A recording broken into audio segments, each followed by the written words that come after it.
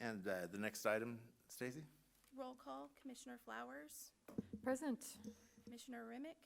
Present. Commissioner Sheeler, Here. Commissioner Shimeniko, Present. Commissioner Shisko, Present. Vice Chair Price, Present. Chair Van Duker. Here. Thank you. Next item, please. Consent calendar approval of minutes for February 22nd, 2022.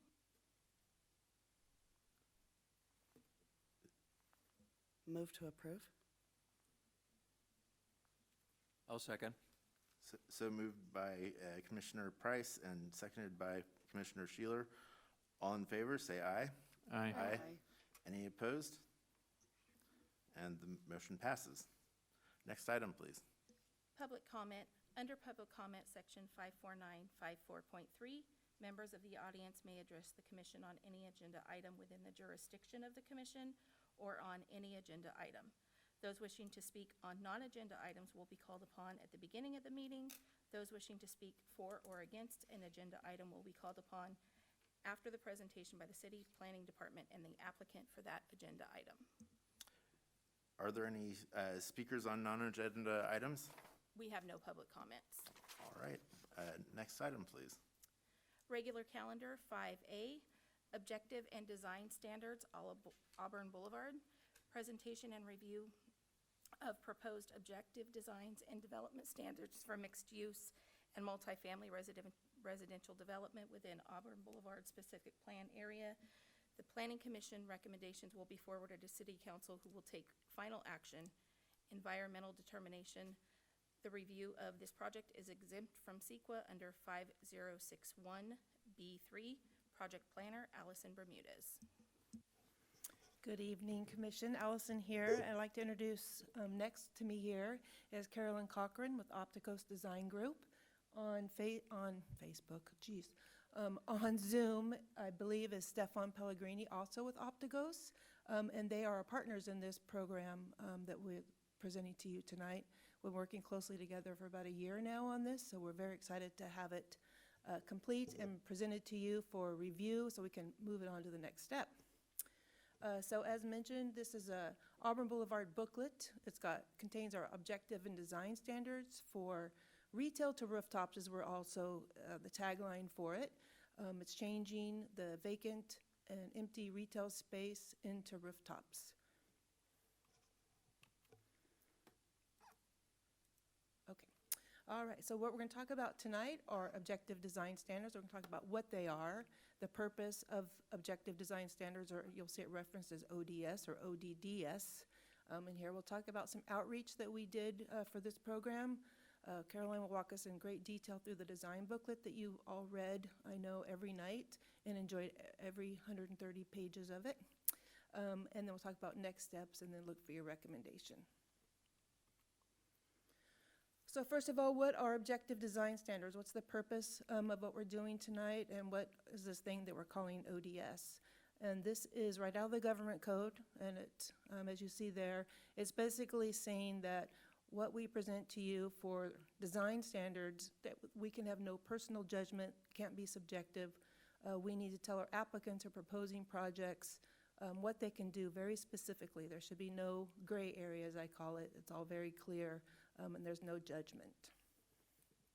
So there's the official definition if you care to read that. There are several tools used in developing objective design standards. Just to give you an idea, it really includes counts and measurements and ratios and checklists. So previously, some of our design guidelines would say, you know, have articulation on the face of the building. Well, what articulation means to me or to Caroline or to Casey could be something completely different. So objective would have these counts. Well, every 10 feet, you must have relief. So it's going to have numbers and things like that in it to develop objective design standards. And what's the purpose? Why are we doing this? It establishes criteria and it's used as a tool so projects can be streamlined. This was all part of advancing residential projects through the entitlement process. You know, we've talked about it every time, I think, the need for housing. So it was one way that the legislature decided that entitlements or processing applications for residential. Many jurisdictions take years. And so they came down with these objective design standards to make that process go quicker. And so that's one reason. So when an application comes in or someone's going to file an application, they can pick up this guide and know exactly what they need to provide. As I'll show you in a little bit, and I think we talked about the last meeting, much of the state legislation that's been coming down references these objective design standards.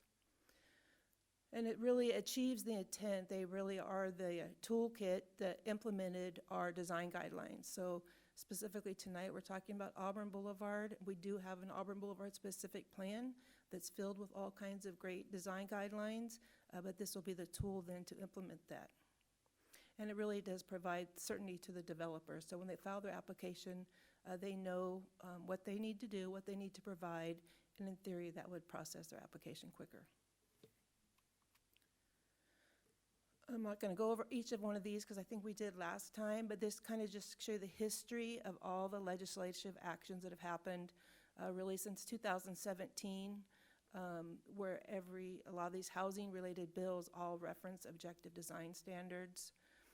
Start like 1982, the Housing Accountability Act, when it was adopted, it used the phrase objective design standards and was around, but there was really no teeth, nothing that enforced that to happen. And then so as the housing crisis got more and more, then they started picking up that phrase and putting it in each of the legislations. SB 35 shown on there is kind of the first big one. It's always talked about in the news. It's still going on, but it really enforced these objective design standards. And so the standards really are what kind of come between state legislation and local control. So we scream, we want local control. We want to know what we're developing, what's going to happen here, what it's going to look like. We want that control. So these standards will do that.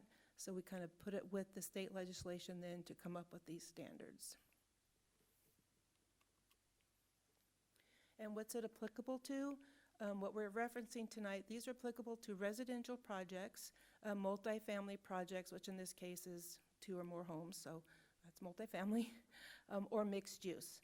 So residential projects, the mixed use would be commercial residential combination or multifamily projects. Objective design standards do apply citywide, but tonight we're focusing on Auburn Boulevard. Part of the objective design standards, one of the pieces is, so if you have these objective design standards and someone can pick up the guide, know what they need to submit, draw their plans accordingly, and present it to you, that one, we should be able to review it quicker. It doesn't need to go to a hearing body for review because it meets the standards. There's no discretion. So it's the discretionary review that projects that you typically see would then be foregone, and it would be ministerial review. So staff would review these projects, and if they meet the ODS, then they would be approved. So discretionary review would go through a design review process like what we're used to seeing in projects before you. In the ministerial side, it would be streamlined and just reviewed by staff. Discretionary review, it would be a qualitative judgment by staff. It would be we have to say, well, does it meet what the design guidelines say, yes or no? And we have discussions whether if these are ODS, the ministerial process is done because there's no judgment needed. It's either a yes or no. And then typically the reviewing bodies such as yourself would review the projects and approve the project or deny the project or amend it, whatever it might be.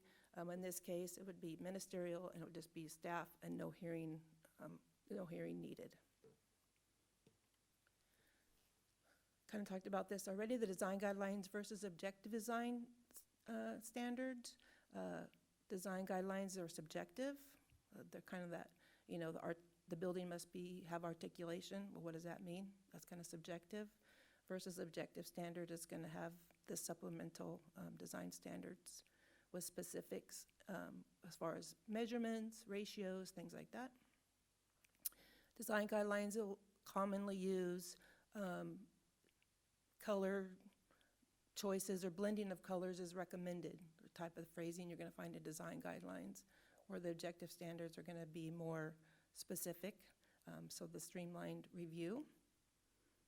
And design guidelines are really unmeasurable. They're kind of hard to interpret. Everyone's going to have a different opinion, and objective standards are very measurable and quantifiable. As I mentioned, we've been working on this for about a year. Started about last January or so. We did our kickoff meeting with Opticos, kind of set out a path forward how we're going to develop these objective design standards, and part of it really is the public outreach piece. So we did form a stakeholder group.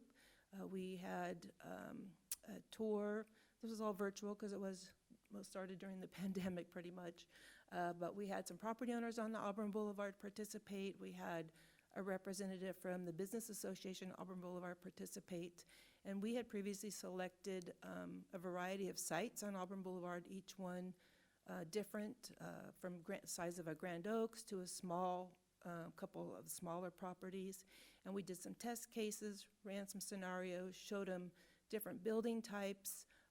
In your packet, you saw kind of what they were shown with the options, and we asked for what they liked, what they didn't like, and kind of that's helped form the design guide or the objective design standards tonight. Since we didn't have a big public meeting because of the pandemic and things going on, it has been on our website the entire time. We've kind of kept it up to date as we had formulated the draft guidelines or the draft objective design standards. Can't stop saying guidelines. We did have that on the website, ability for people to comment, and at this point we haven't received any public comment from anyone outside the public, the stakeholder group. They were sent the draft guidelines and did receive comments back that they were very happy with the way they turned out. And a couple articles have been in the newspaper over the year too, I think over this past year, and I think one over the past couple days too about the meeting tonight. So I really call it a layer cake. It's what we got here. We have a variety of things that we have to lay on top of each other to get to our end project. So we got the legislature at the bottom. They're the base of what we're doing, why we're doing this. Their actions have created this cake method. We have our general plan that kind of sets us on the path forward, how we're going to move projects through, how the city wants to develop over the next 20, 25 years. So the general plan filters in there on top. Then we have our zoning code that's really some of the nuts and bolts of implementing the general plan. And then when we have the specific plan, such as Auburn Boulevard, where it takes a geographic area and even defines it further, we have that. And then now the top piece being this objective design standards. So that's how development is occurring these days through this multitude of layers. I'm going to turn it over to Caroline here, as she is the master of this guidebook. A lot of her hard work is into this, and she'll walk us through this book. But before I do that, does anyone have any questions? Nope? Okay, good. All right, thanks, Allison. Can you all hear me? Okay. So I'm gonna try to keep this quick and high level. We'll try not to get too bogged down in details, but happy to go back and cover anything in more detail in the discussion period or answer any questions. So tonight I wanted to focus on 4 things. First, return to the context of why objective design standards are needed for Auburn Boulevard in particular. Then just go over types of proposed standards, some of those tools that Allison was describing. You know, what do those tools look like in these objective design standards? Where do they show up? Third, I want to look at a couple chapters in particular with some key content. And fourth, we're going to look at a couple of visualizations of built outcomes, kind of worst case scenario under the do nothing scenario, and what the objective design standards could yield. So first, just a simple slide to highlight, these are some of the design guidelines in the existing Boulevard plan. You know, the Auburn Boulevard specific plan, if you've had a chance to look through it, lays out a fantastic vision, kind of says all the right things in terms of, it's trying to create a walkable, pedestrian-scaled, engaging, safe, comfortable environment. Unfortunately, the tools that it used were the appropriate tools for the time, but they were subjective. So, right at the top, they weren't trying to be objective. They were trying to be qualitative rather than quantitative. And so you can see some of these resulting guidelines that, like the first one, building form and design shall have a deliberate street and street corner orientation in the district. There's no way to really measure that. So a developer could come and bring a project and say, I don't have to follow that one. That one's not objective. So that's what we're trying to fix here. So a few of these objective standards, and I'll just go through a quick slide on each one. How will the proposed standards objectively regulate built character? How are these standards going to achieve the things that the specific plan, the Boulevard Plan, wanted to do? So we can control building height by quantitatively regulating height and building footprint, meaning the width and depth of the building. We can regulate where the building is placed on the lot with setbacks and a tool called the facade zone. Basically, you can't just set a building back indefinitely. You need to bring a certain portion of it up to the sidewalk to make a consistent street edge. We can regulate encroachments, so can porches and architectural features and stairs, can they come out into the setback, and if so, how much? Parking, we can regulate where that's placed, how tall and where screening can happen. Frontages, we can control with dimensional standards, things like a stoop, where that can happen and what that looks like. And then there's Chapter 5, which has a variety of tools to control facade articulation for long facades, how to break up and make a large building more human-scaled. So quickly to look at a couple of chapters in the Objective Design Standards booklet. So two of the meatiest are the zones chapter, Chapter 2, and then this Chapter 5, massing and facade articulation standards. So for the zones, one of the key organizing features is this regulating plan, similar to a zoning map. And there are two main zones, right? There's the purple, which is a Main Street zone, and this was mapped based on the Boulevard Plan called them districts, but there were kind of two commercial districts, nodes, in the Boulevard Plan, and we actually added a third down at this southern end at Sylvan Corners. And the rest is essentially neighborhood, and part of the thinking here is that, we want to, one of the premises of retail to rooftops is that we need more housing, and maybe this corridor is over-retailed. So we want to contract and concentrate the current and future retail activity to these nodes and differentiate along the corridor and make different kinds of environments. So the first of the two zones is this neighborhood zone. And this is the intent diagram and intent statement that you saw in the plan. It's small to medium footprint and a variety of building types. So kind of two building blocks that I'll just highlight for each zone are building types and frontage types. And these are sort of the monopoly pieces. And each part of these monopoly pieces is regulated dimensionally, but just kind of at a conceptual level, you have building types and frontage types. They can be combined in different ways, and that's going to yield these two different kinds of environments. So among the palette of 8 building types for Auburn Boulevard, these 5 are allowed. They're kind of the lower intensity house-scaled building types. And the frontage types kind of match with those. These more kind of residential frontages like porches. We also included terrace as a frontage type, since there's part of Auburn Boulevard that has significant grade change. So that could be a helpful frontage type. And then we can contrast that with the T4 Main Street zone.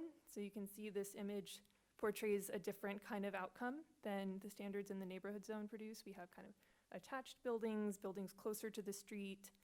It's a more urban outcome. And we have a different palette of building types. So these 6 building types are allowed all the way up to a Main Street building, which would be mixed use. If it's coming through this plan, there would be residential above and retail on the ground floor. Frontage types are also adjusted to produce this built outcome. So we include shop front is a key addition here, and also gallery, and the porches are omitted. So moving on to chapter 5, the takeaway from this slide is just, this table in the plan is showing what building lengths trigger these certain standards. And the idea is that the longer a building is, the more standards it's going to be subject to. So 75-foot building might trigger a couple. If you get up to 100, you have additional requirements, and it's just trying to mitigate long buildings using more tools. So the first one has to do with the way that a facade is composed. We want kind of the idea is to make this visually interesting and break it down into more human-scaled pieces, 3, 5, or 7 bays, and make kind of a rational composition through openings, recesses, and projections. The second one is this, what we call tripartite facade articulation. Basically means a building has a base, middle, and a top. And as a building gets long, it keeps it human-scaled so that it doesn't seem just massive as you're walking along it. There's something that you can relate to. This one, architectural recessions. This is breaking up the length of a building by kind of punching some of it in. And the standards stipulate that you need to use one of the frontage types, such as a forecourt, to make that standard, to program that standard, have it be something, or program that space, sorry. So here it's shown as kind of an entry court to an apartment building.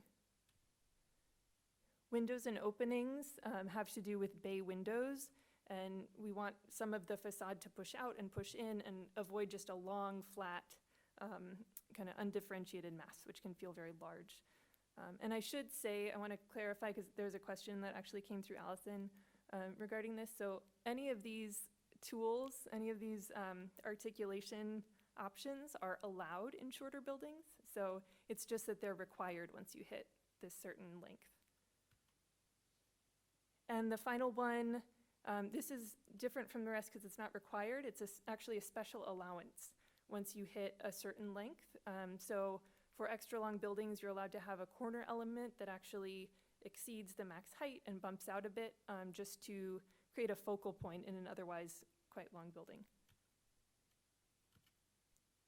Okay, and I will end with just a couple pairs of contrasting images. So I kind of started off by saying the Auburn Boulevard specific plan, I think the way Allison put it is that it doesn't have teeth. So I'll show you kind of a worst case scenario.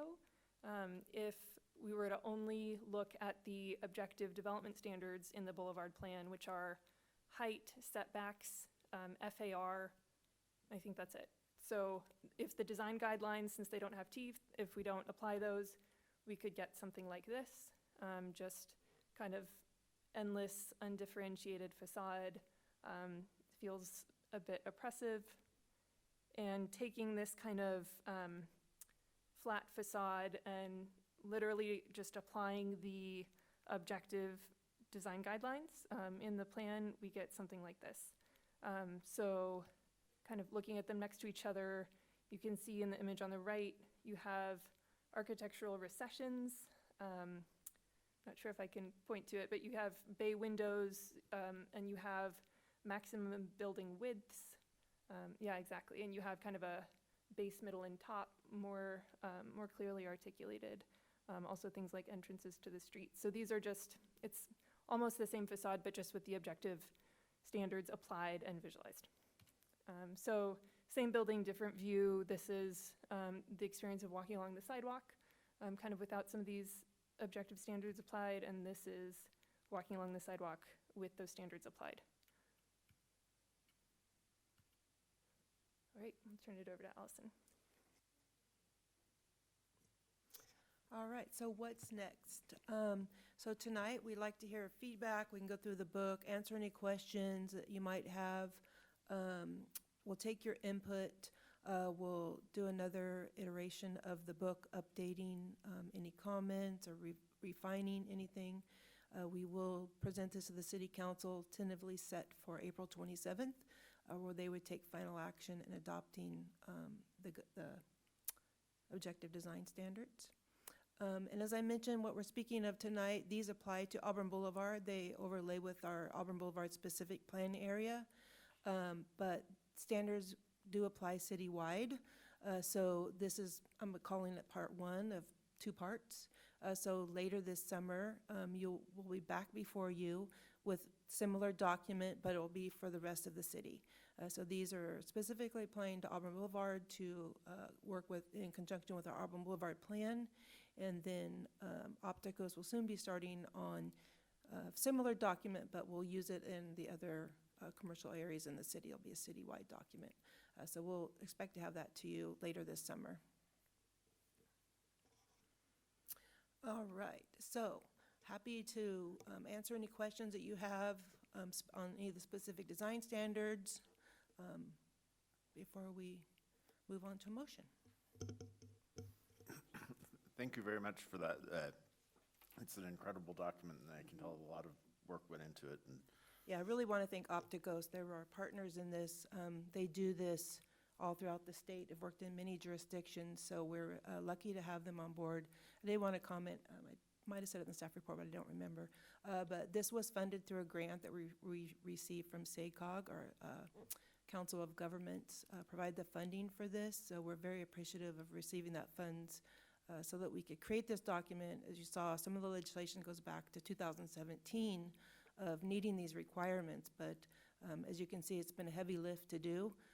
So we're happy that, one, we received the funding to get it done, and then to partner with Opticos. So thank them for their hard work. yes, thank you very much. Do any commissioners have any questions? I do. Allison, thank you. That was wonderful. And, you know, I know in contrast, you can go downtown and find those buildings, right, that we are now just consider eyesores if they've been there for any period of time. So it's really beautiful to see a plan like this developed in such a way that we've got the protection as a city to bring it about. My question pertains to implementation more than anything. And so we approved this and we put it into place, and I believe it goes to council for approval at that point. And then how will it actually affect the current businesses that are along the Auburn corridor, and what impact will that have for them over the next 5 or 10 years? Well, it could have zero impact, or it could have a significant. So this will apply if we receive a development application for residential in that area. Some of our stakeholders that participated were property owners who have dead, vacant, underutilized retail space and are interested in, bringing in some housing or doing something different with their property. Whether they take those actions or not, there's, a lot of factors, financial factors, a lot of cost of development, things like that. But should it proceed, we'll be ready and geared up to go. The photos, examples that Caroline showed was really applied to Grand Oaks Shopping Center. We used that as a test case. And so that very large building, this was an example of what could happen at Grand Oaks, at least one parcel of Grand Oaks, should they decide to do something. So for those that are established businesses and have a desire to, say, add on to their building, and maybe even have the space to do it, would it impact them? Would they have to come under some sort of upgrade to an extent where it would keep them from adding on to their building? Does that make sense? If they have an existing business Yes. now and they want to add residential, this would only apply to residential. Okay, so only be impacted if they decide to use it in that way? Correct. Okay. Yep. So those that, say, an auto dealer or someone who's just decided to add another 5,000 square feet onto his property would not be impacted by this? Correct. They would fall under the traditional Auburn Boulevard design guidelines. Commercial guidelines, Yeah. okay. And I did, to even make it more confusing, so someone could propose residential development and could decide they don't want to do those. They don't want to do this articulation, and they could say, we waive those requirements and we just want to work off your guidelines. They could choose to do that, but they could choose a subjective method, and that would be review and sitting down with Casey and I and whomever to go over the application and work through the design and interpret the design guidelines. They'd be required to have a hearing before your body, and so they would be subject to approval through that process. So there is that alternative method, should someone choose to take that route. And do you perceive any type of grants available to any of the current businesses that are on the boulevard that would assist them in adding a residential feature to their building? I don't know about grants for that purpose. There are, I remember some of those laws that have came down over the past, this year that started, so developers are getting a lot of concessions. One, this quicker method supposedly to have their project go through is, time is money in the development world, so they would get their entitlements quicker. They are subject to maybe allowed more density than would be traditionally allowed in that area if they took this path. So they are giving concessions, financial rewards that way. Thank you. Allison, would you cover that again as far as I'm sorry, I thought that these standards applied and that's what was going to be done. Now you're saying, I'm hearing you say that they could take the more traditional route. They could. Yeah, they could choose a different method and say, we want to forego the objective standards and take the subjective route. It's riskier, it takes longer, and it would be subject to reviews through all the hearing bodies. Okay. If you looked, remember what page that is, in the guidebook, there's kind of that crazy graph that shows all those arrows. Yeah. If it's this, then this. One of those sheets is applying the standard process, and the other one is not. And if I can just add, I mean, some of the laws do require things like prevailing wage, so that may change their decision depending on which route they decide to go to. So there's a lot of factors at play. Throw another thing into the pot, okay. Out of respect for my commissioner's time, but I do have some questions. I have talked to staff and have answered a number of questions, but I have thought about some more. How did these standards get determined specific to citrus sites, or were they specific to citrus sites? I can take that one. Yes, they are specific to citrus sites, so they came from a variety of inputs. So Allison mentioned one, which was a stakeholder workshop that we held, and that was mostly talking about built character, building form, building heights, what kind of felt like Citrus Heights. So more kind of the subjective, what feels right for this corridor. And then after that, on top of that was layered economic feasibility analysis to make sure that whatever we were showing, whatever that we were zoning for could actually be built, that we wouldn't write standards that would prevent development from happening. Okay.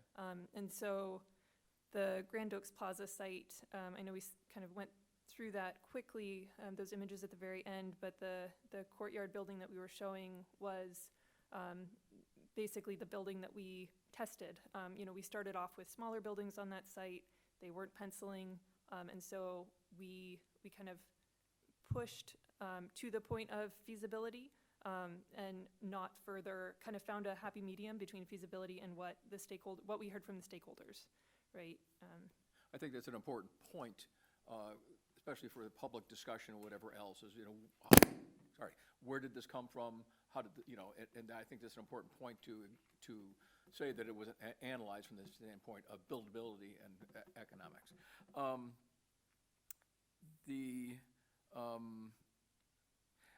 I talked to both Allison and Casey about this. The issue of walkability, is there a population density, demographics, whatever else that makes, quote, walkability truly I'll say, functional for a particular project. I mean, it sounds good. I know it's the desire, I understand that. But, you know, if you have, let's say, a demographic of, let's say, older people, the walkability is going to be impacted by that demographic. Is that somehow cranked into this whole system?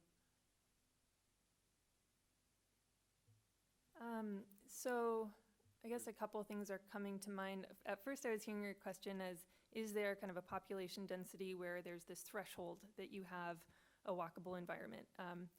I don't know a number for that, but it is a really good point that you raise, which is that the first buildings that you build with kind of the intention of a walkable environment aren't going to be enough to quite get you there. Like the end goal is to have a population intensity that can support amenities that will make a place walkable, right? It's not just about the sidewalks, it's about having the places to walk to. Yeah. So it does take time. It's not something that you can accomplish with redeveloping one parcel, but the intensities that we're proposing, we are comfortable with. Over with them. time should get us there. Yes. Yep. Uh-huh.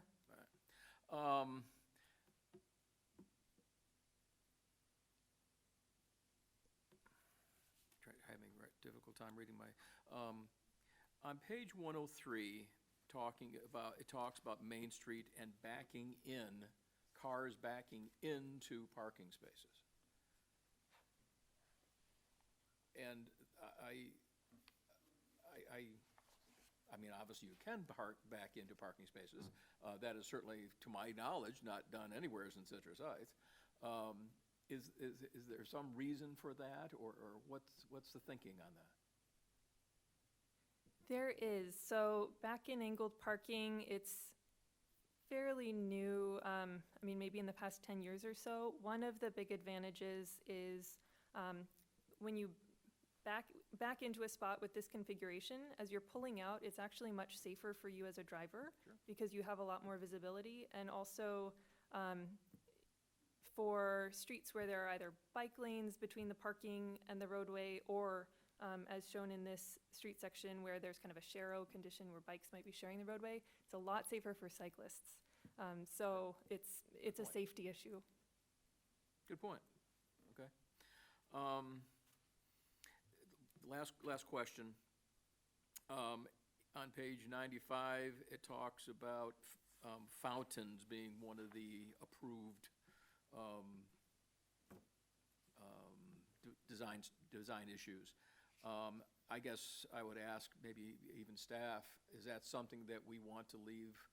I know we've gotten a whole bunch of rain, but given the water situation, whatever else, is that something that we want to leave just simply, quote, fountains?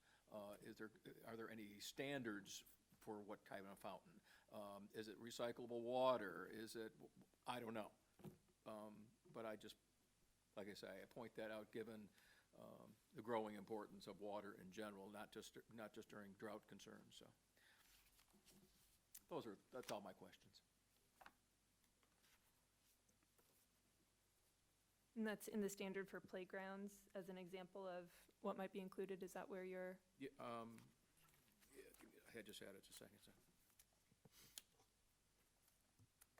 On page 95. Oh, yeah, I see it there, under playground. Under playground, yeah. Now, does that mean water fountains? If it says it's playground? Yeah, that's a good question. Yeah, That's good not question. super That's a good- clear. That would Drinking fountain seem or to be play? more appropriate for a playground. Drinking fountain? Yeah. Okay, I like it. We can clarify that. Good explanation, thank you. All right, my turn. I only have, I think, one. I also was in contact with Casey and Allison. Thank you both for answering my questions. And thank you for addressing the bay windows. That was also me, and I appreciate that answer, that they are not prohibited in other buildings. I just need clarification because when you brought up the 5 allowed building types, it didn't seem that there were any just single-family residential homes. And I guess my question is specific towards the end of Auburn, where Sylvan Corners are. Is there going to be single-family residential homes allowed there? And if there are they going to be given the option of these objective design standards, or because they're single-family homes, is that off the table? Correct. The vacant Sylvan lot, I think you're referring to. We did have applications, you have an application for single-family homes. That property is actually not in the Boulevard plan. It's outside the plan area, so it wouldn't be subject to what we're doing here. It would be subject to citywide standards, but only, these only apply to multifamily, which would be the duplexes and above. Okay. So when we had the overlay, I can't remember which page it was, where it had the pretty purple, yellow going down, and we ended at purple at Sylvan Corners, making it a Main Street boulevard. So right there along that corridor, it would not have to be the Main Street style buildings?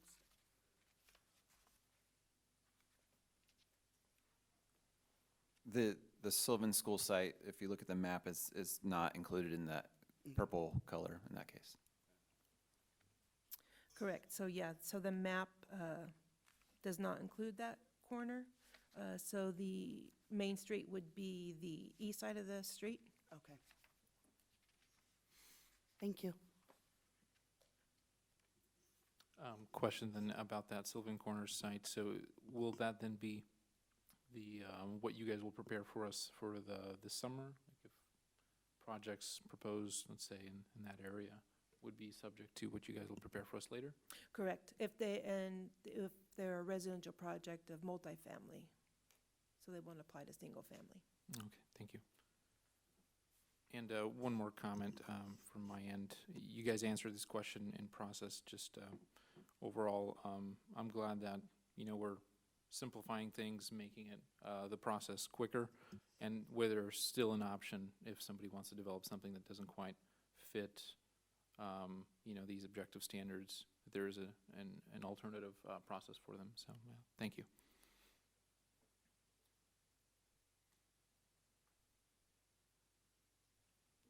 Do any other commissioners have any questions?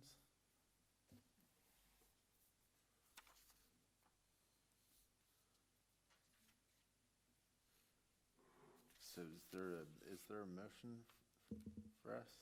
Aha, there it is. A simple one. Right. Would someone like to make Yep, a motion? I'll move that we adopt a resolution to find the Auburn Boulevard objective design standards are exempt from the California Environmental Quality Act under section 15061B3 of the guidelines, which states that a project is exempt from CEQA when the activity is covered by common sense exemption, and that CEQA applies only to projects which have the potential for causing a significant impact to the environment. I'll second. So the motion was made by Commissioner Flowers and Sorry, seconded. 1 second. I would just make it clear on the record, there's nobody here for public comment. Oh, yeah. That we would have given them an opportunity, but Oh, yes. just in case someone's listening to a recording or something. Yes, there was no one from the public here to make a public comment. Thank you. Thank you. Okay, the motion was made by Commissioner Flowers and seconded by Commissioner Price. All in favor? Aye. Any opposed? Motion passes. Okay, I'll move we, on the second motion, to adopt a resolution to recommend the City Council approve the Auburn Boulevard objective design standards that support design and development standards for mixed use and multifamily residential development within the Auburn Boulevard specific plan area. I'll second. So the motion was made by Commissioner Flowers and seconded by Commissioner Sheeler. All in favor? Aye. Any opposed? The motion passes. And next item. Adjournment, we have no additional items at this time. All right. Then at 6:45 PM, I will close the meeting.